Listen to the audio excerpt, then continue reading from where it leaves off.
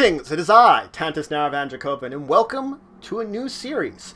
I'm going to be talking to you about Werewolf the Apocalypse in the World of Darkness. Now this is another setting in the World of Darkness that I was talking about before, and is completely compatible with Vampire the Masquerade.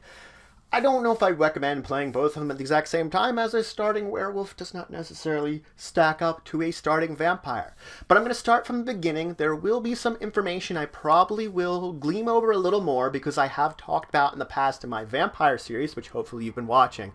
But I'll give enough information that if you're a starting character, or just starting with this set of videos, you too will learn how to be able to play werewolf. So let's begin with the basics of what it means to be a werewolf character. First off, you're going to have multiple forms. You're going to be changing forms from human to wolf and some forms in between. This includes the legendary Krynos form, or the man-wolf form, the big, mean, hulking beast that people talk about in legends. Werewolves also heal incredibly fast. This does not mean they're invulnerable to weapons.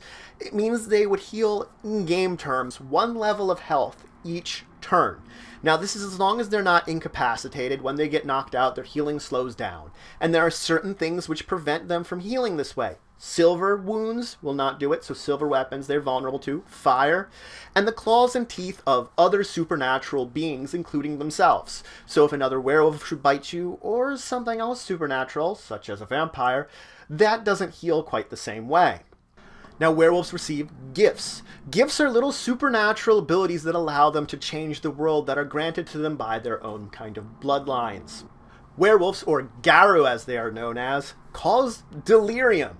This means when a mortal human should view you, they are filled with such terror, uncontrollable terror, that they will run away in fear. And it also means they will then try to rationalize what they saw. They won't be saying, "Oh, I saw the werewolf." It'd be like, "Oh no, a bear, and I ran away like a scared little girl." This means that the werewolves tend to be perfected by something called the veil. It's the veil of denial that humans have. Krynos form is the form that most likely will cause delirium in humans. So when you are in the hulking man-wolf form, people will be very afraid of you. Now they also do have enhanced perception. They have enhanced senses that go beyond what a normal human would have. Now they also are very emotional, and they especially suffer from extreme and powerful feeling anger, consuming anger, that it comes in the form of berserk rage that may overcome them when it comes to combat, allowing them to fight far beyond what seems like normal, yet also making them lose a little bit of the control that they would have over themselves. Now, the thing about werewolves is they are children of Gaia, children of the earth, and they believe that the earth is doomed, that Gaia is doomed, that it is going to have an apocalypse, and it is coming soon. That the forces of the worm, the great destroyer, the evil that they see in the world, are corrupting the world and bringing it to doom, and the worm itself will wake up and consume Gaia. Now, they are fighting against this, and that has always been their battle against the worm. But they feel that it is their fault, that the things are going badly, and that the battle will be lost. It does not mean they will continue to fight. They blame themselves for the situation they're in now, but they will continue to battle against the worm until the end. And it is this kind of heroic action of standing up to the darkness, to the battling against the taint and corruption and destruction that is coming, that brings about the heroics deep inside the characters. Playing a werewolf character is about being heroic. It's about being a hero, defeating the darkness that is oncoming, or even perhaps defeating the darkness that is deep within themselves at the same time, that might haunt them in this way. So it is both being a hero in action, a silent hero that may never be seen, but also in the way that they act, that makes them the characters that they want to be. Unfortunately, the taint of the worm is deep within them, as the very rage that fuels them is a taint that the worm put deep into them many, many millennia ago, and they have lived with it and are attempting to go beyond it.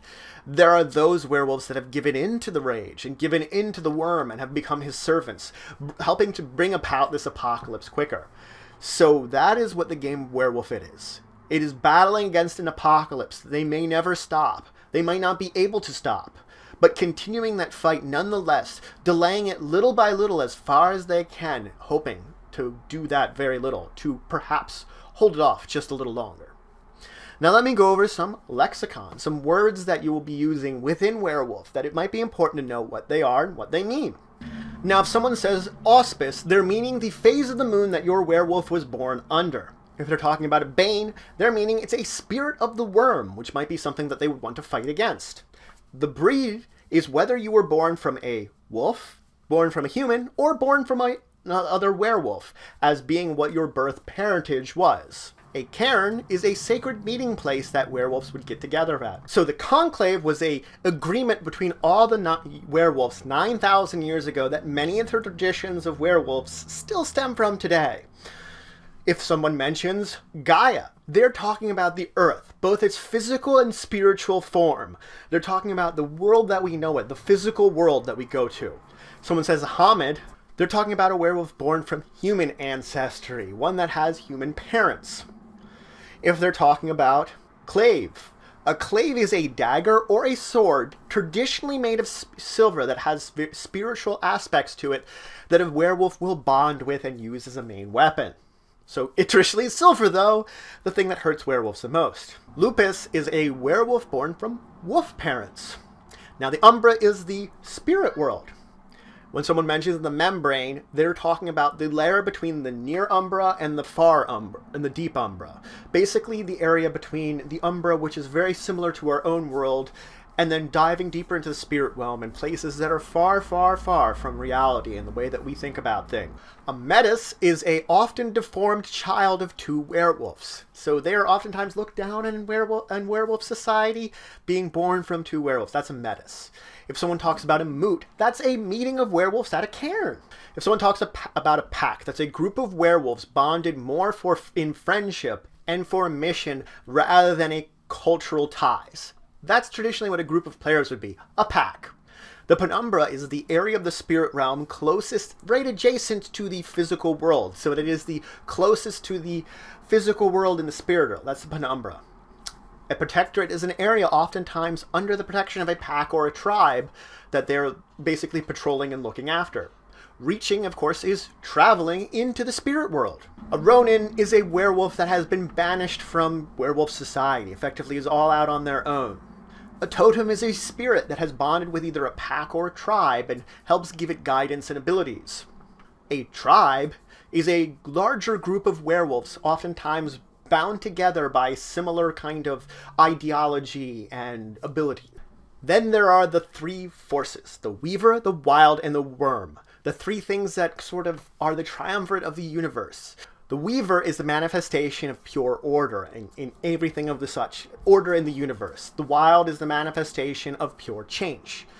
And the worm, of course, is the manifestation, as the werewolves look at it, of evil, entropy, and decay. The entropy and decay will seem a little more appropriate for what it truly is. So that's it for today. I introduced you to what it would be to play a werewolf, some of the basics of playing it, and I introduced you to some of the terminology that you might want to familiarize yourself with when you're playing in a werewolf game to understand what all of these terms mean. I'm going to dive deeper into the setting of the werewolf before moving into character creation next time.